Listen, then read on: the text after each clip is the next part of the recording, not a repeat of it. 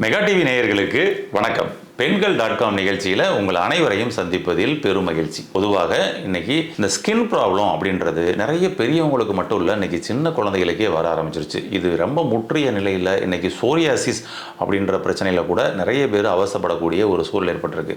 நம்ம சோரியாசிஸ் அப்படின்ற பெரிய விஷயங்களுக்கெல்லாம் நம்ம அப்புறம் போகலாம். ஃபஸ்ட்டு ஸ்டார்டிங்லேயே பார்த்திங்கன்னா சின்ன சின்ன ஸ்கின் இஷ்யூஸாக நிறைய வருது பாருங்கள். அதாவது படர்தாமரை, ஒரு சின்ன சின்ன குறிப்பிட்ட ஏரியா மட்டும் ஒரு கருப்பாக மாறுது, ஒரு குறிப்பிட்ட பகுதியில் மட்டும் ஸ்கின்ல அரிக்குது, உடம்பு முழுவதுமே பார்த்திங்கன்னா அந்த அரிப்புகள்லாம் ஏற்படுது அப்படின்றதெல்லாம் ஆரம்பகட்ட நிலைகளாக நமக்கு அறிகுறி வருதுல. இந்த ஆரம்பகட்ட அறிகுறிகள்லேயே நாம் வெளியே வந்துடுறதாங்க பெஸ்ட். ஓகேங்களா? இதெல்லாம் வருவதற்கான காரணங்கள் தான் என்ன அப்படின்னா, நம்மளுடைய சின்ன பிள்ளையிலேருந்து உணவு முறை பழக்க வழக்கமும் லைஃப் ஸ்டைலும் மாறினதனுடைய விஷயந்தான் அப்படின்றத சொல்லலாம். இன்றைக்கி நிறைய குழந்தைகளை நம்ம பேரண்ட்ஸ் எல்லாம் கூட்டுட்டு போய் ஹோட்டலுக்கு கூப்பிட்டு போய் புரோட்டா உணவுகள், மைதா மாவு உணவுகள், மசாலா கலந்த உணவுகள், சிக்கன் உணவுகள்னு சொல்லிட்டு என்னென்னலாம் அதாவது பதப்படுத்தி சேல் பண்ண முடியுமோ அது மாதிரியான உணவுகளை தான் வாங்கி நம்ம இன்றைக்கி கொடுத்துக்கிட்டு இருக்கிறோம். இப்போ அந்த பேரண்ட்ஸில் நம்ம கேட்கப்படும் பொழுது, ஏங்க குழந்தைங்க நல்லது பிள்ளதை சாப்பிட வேணாமாங்க அப்படின்றாங்க. அதாவது ஆனால் குழந்தைகளுக்கு நல்லது பிள்ளதே அந்த மைதா மாவு உணவுகள் தான் சொல்லிட்டு நம்ம நினச்சிக்கிட்டு ஒரு மைண்ட் செட் பண்ணிக்கிறோம். அதுதான் விஷயமே. வீட்டில் ஒரே சாப்பாடு தான் சாப்பிட்டுக்கிட்டு இருக்கிறாங்க. அதனால தான் வெளியில் ஹோட்டலில் கூப்பிட்டு போய் டிஃப்ரெண்ட்டாக வாங்கி கொடுக்குறோம்னு. டிஃப்ரெண்ட்டாக நீங்கள் வீட்லேயே பண்ணி சாப்பிட்றது கூட ரொம்ப ரொம்ப நல்லதுங்க.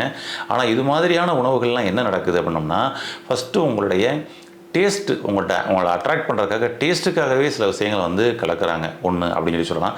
அதுக்கப்புறம் பார்த்திங்கன்னா இதை திரும்ப உங்களுக்கு சாப்பிடணும், அந்த கிரேவிங் உங்களுக்கு உருவாகணுன்றதுக்காகலாம் சில விஷயங்களை நடக்கக்கூடாது. அதனால தான் பாருங்கள், ஏதாவது ஒன்று சாப்பிட்டு வந்தோம்னா அதை திரும்ப அதே மாதிரி அதே நாளில் அடுத்த வாரத்தில் உங்களுக்கு அது கேட்குது, அடுத்த நாளில் அதே நேரத்தில் கேட்குது. இன்றைக்கி ஒரு 7 மணிக்கு நீங்கள் ஒரு உணவை நீங்கள் சாப்பிட்ருக்கீங்கன்னா மறுநாளும் 7 மணிக்கு அதே மாதிரியான உணவை சாப்பிடணும். இது அந்த கிரேவிங் ஏற்படுத்துதுன்னா அது உங்களை அடிமைப்படுத்தியிருக்குது அப்படின்னு அர்த்தம். அடுத்த வாரம் அதே போல் கேட்குதுன்னா அடிமைப்படுத்திருக்குன்னு அர்த்தம். ஆமாம். அப்போ இது மாதிரியான நிறைய உணவுகள் தவறான உணவு முறை பழக்க வழக்கத்தினால வரக்கூடிய ஒரு விஷயம் சொல்லலாம். ஆனால் நாம் என்ன நினச்சிக்கிறோம்னா, இந்த கத்தரிக்காய் சாப்பிட்டா சேரலைங்க, கத்தரிக்காய் சாப்பிட்டா அரிப்பு வந்துடுதுங்க அப்படின்லாம் இந்த கத்தரிக்காய், சீனி வரக்காய் அப்படின்னு சொல்லி சில உணவுகளை வச்சுக்கிறாங்க. இதெல்லாம் பார்த்திங்கன்னா இந்த ஸ்கின் ப்ராப்ளம் இருக்கிறவங்க சாப்பிடக்கூடாது, சாப்பிட்டா அரிப்பு வந்துடும் அப்படின்னு சொல்லிட்டு.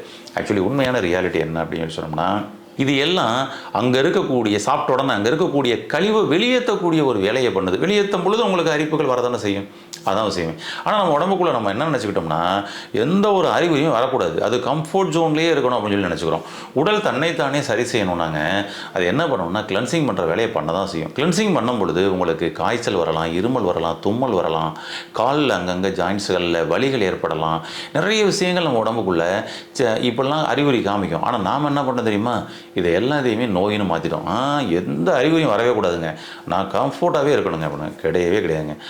ஆரோக்கியமாக வாழ்ந்த அனைவருக்கும் வருடம் ஒரு முறை காய்ச்சல் வரும். அதை முதல்ல யோசிச்சு பாருங்கள்.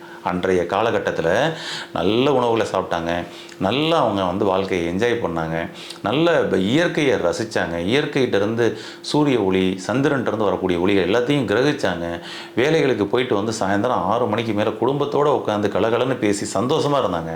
அவங்களுக்கு நோயே வரலை அப்படின்லாம் சொல்லுவோம். ஆனால் உண்மையை சொல்லணும்னா அவங்க என்ன தான் பண்ணினாலும் வருடம் ஒரு முறை அவங்களுக்கு காய்ச்சல் வரும், வருடம் ஒரு முறை அவங்க ஃபீவரில் இருப்பாங்க. எதுக்குன்னா வருடம் ஒரு முறை அப்படி ஒரு கிளென்சிங் பண்ணுது, அவ்வளோதான். அப்போ செல்களோட அந்த டாக்ஸின்ஸ் எல்லாம் வெளியேற்றக்கூடிய ஒரு கிளென்சிங் பண்ணுது. அப்போ நீங்கள் நோயாளியாக இருக்கிறீங்க அப்படின்னோம்னா உடம்பு என்னங்க பண்ணும், கிளென்சிங் பண்ணக்கூடிய வேலையை பண்ணிகிட்டே இருக்கும். அப்போ கிளென்சிங் பண்ணுற ஒரு ப்ராசஸை கூட நாம் என்ன பண்ணிட்டோம்னா அதை நோய் அப்படின்னு சொன்னதுட்டோம். அங்கே தான் பிரச்சனையே. அப்போ இந்த கழிவுகளை வெளியேற்றுவதற்காக சிறு குழந்தைகளாக இருக்கப்படும் பொழுதே உங்களுடைய உடல் அதுக்கு அறிகுறிகளை கொடுக்குதுன்னா அதற்கு நீங்கள் ஒத்துழைப்பு கொடுத்துருங்க. பெரிய வயதில் உங்களுக்கு பல பிரச்சனைகள் வராமல் பாதுகாக்கப்படும்.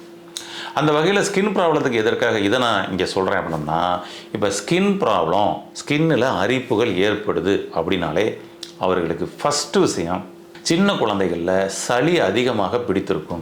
சளி பிடித்து சளிக்காக அவர்கள் மருந்து மாத்திரைகளை எடுத்து உள்ளேயே ஆஃப் பண்ணியிருப்பாங்க. இப்படி நம்மளுடைய உடம்பு தன்னைத்தானே சுத்தப்படுத்துவதற்காக சில அறிகுறிகளை கொடுத்துக்கிட்டு இருக்கு பாருங்க. அதில் நமக்கு சளி பிடிச்சிச்சின்னா அந்த சளியை வெளியேற்றுறதுக்கான ஒரு முயற்சியை உடம்பு பண்ணிக்கிட்டு இருக்கோம். எப்போ சின்ன குழந்தையில். அப்போ அங்கே தான் நமக்கு தும்மல், இருமல், ரன்னிங் நோஸு, அப்படி வறட்டிருமல், சளியோட கூடிய இருமல், காய்ச்சல் வந்தது, இப்படியெல்லாம் பல அறிகுறிகளை நமக்கு உடம்பு காமிச்சிருக்கும். ஏன்னா அது போல வெளியேற்றிக்கிட்டு இருக்கு. ஆனால் நாம் என்ன பண்ணிட்டோம்னா தும்மல் நமக்கு வரக்கூடாது, இருமல் நமக்கு வரக்கூடாது, ரன்னிங் நோஸ் வரக்கூடாது, சளியை பிடிக்கக்கூடாது, சளி வெளியே வரவே கூடாதுன்னு சொல்லிட்டு அந்த நேரத்தில் உங்களுடைய குழந்தைகளுக்கு மாற்றி மாற்றி மாத்திரைகளை வாங்கி கொடுத்து ஆஃப் பண்ணியிருப்பீங்க பாருங்களேன். இப்போ நிறைய பெற்றோர்கள் இன்றைக்கி அதை பண்ணிக்கிட்டு இருக்கிறாங்க. என் குழந்தைக்கு லைட்டாக போய் குளிரில் வந்துட்டாலே சளி பிடிச்சிக்கிறோம், தண்ணியில் காலையில் தலைக்கு தண்ணி ஊற்றிட்டாலே சளி பிடிச்சிக்கிறோம், இந்த பழங்களை சாப்பிட்டாலே சளி பிடிச்சிக்கிறோம் அப்படின்னு சொல்லிட்டு நிறைய விஷயங்களை அவாய்ட் பண்ணது மட்டும் இல்லை, லேசாக சளி பிடிக்கிற சிம்டம்ஸ் வந்த உடனே டாக்டர்கிட்ட கூப்பிட்டு போய் உடனே மாத்திரை வாங்கி போட்டு ஆஃப் பண்ணும். இருக்கிற கழிவுகள்லேயே மிக மோசமான கழிவுகள் சளி கழிவுகள் தான். வெள்ளை மலம், மஞ்சள் மலம் அப்படின்னு சொல்லுவாங்க. இந்த 2 மலங்கள் தான் உடம்புல பல நோய்கள் வருவதற்கு, பெரிய நோய்கள் வருவதற்கெல்லாம் காரணம்ன்றாங்க. இந்த மஞ்சள் மலத்தின் மீது மக்களுக்கு அக்கறை கொஞ்சம் வந்துடுச்சு, அதாவது மோசனை வெளியேற்றணும் அப்படின்னு சொல்லி. ஆனால் வெள்ளை மலம் அப்படின்றது சளி கழிவுகள். சளியின் மீது என்ன மாதிரியான அக்கறை வந்திருக்குன்னா, அதை உருவாகவே விட்டுறக்கூடாது, லைட்டாக வந்துட்டாலே நான் மாத்திரை சாப்பிட்டேன்னா உருவாகாதில்ல அப்படின்னு நீங்கள் நினச்சிக்கிறீங்க. கிடையவே கிடையாதுங்க. அது தினம்தோறும் உங்களுக்கு சளி கழிவுகளும் உருவாகிக்கிட்டு தான் இருக்கும். அதை வெளியேற்றுறதுக்கு ஒரு சோர்ஸ் இருக்குது, அதன் வழியாக வெளியேற்றிக்கிட்டு தான் இருக்கும்.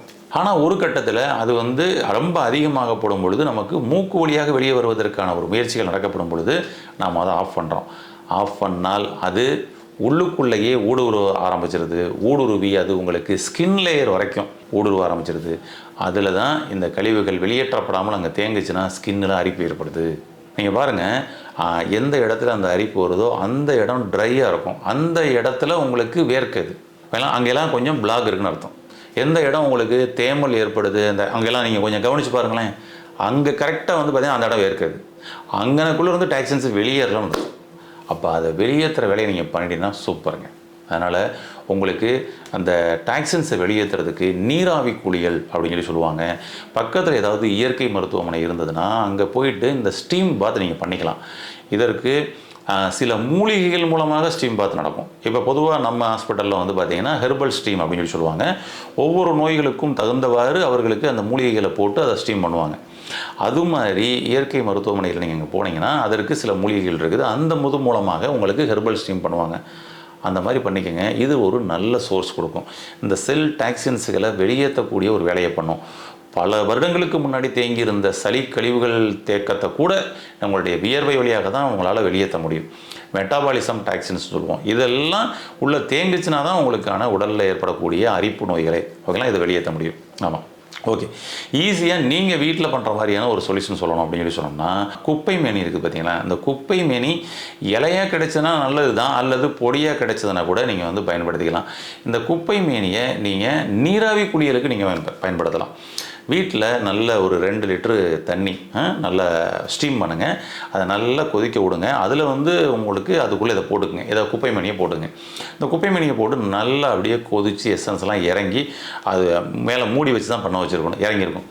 இப்போ நம்ம அதை எடுத்து வச்சு நம்ம அதை திறந்து விட்டு ஆவி பிடிக்க வரோம். உடம்பு முழுவதும் வேர்த்து கொட்ட போகுது, அவ்வளோதான். அதுக்கு குப்பை மணியோட எசன்ஸ் மூலமாக நமக்கு ஆவி பிடிக்கிற ஒரு சூழலுங்க. ட்ரை பண்ணி பாருங்களேன், ரொம்ப அருமையாக இருக்கும். இது கூட உங்களுக்கு புகை நல்லா வரணும், இன்னும் ஆவி நல்லா வரணும் அப்படின்னா நம்ம யூக்கலிப்டஸ் சாயல் வேணால் கொஞ்சோன்னு போட்டுக்குங்க. போட்டுட்டு மூடி எடுத்துகிட்டு உடம்பு முழுவதும் போர்வையை பொத்துங்க, முகத்துக்கு மட்டும் பண்ணாங்க. உடம்பு முழுவதும் போர்வையை பொத்திட்டு அது அப்படியே அந்த ஸ்டீம் உங்கள் உடம்புல ஃபுல்லாக பட்டு வேர்வையாக கொட்டணும். இந்த வேர்வை கொட்டினதுக்கு அப்புறம் சில பேருக்கு இன்னும் அரிப்பு அதிகமான மாதிரி கூட சிலருக்கு ஃபீல் வரலாம். பயப்பட தேவையில்லை, களைச்சி விட்டு வெளியில் தள்ளுறதுக்குரிய ஒரு ப்ராசஸ் தான். தேங்காய் எண்ணெயை மட்டும் நீங்கள் அடுத்து வேணால் உடம்புல அப்ளை பண்ணிக்கிங்க. எது நீங்கள் ஆஃப்டர் ஸ்டீம் பாத் அப்படி வேணால் பண்ணிக்கிங்க, இது பெட்டர்.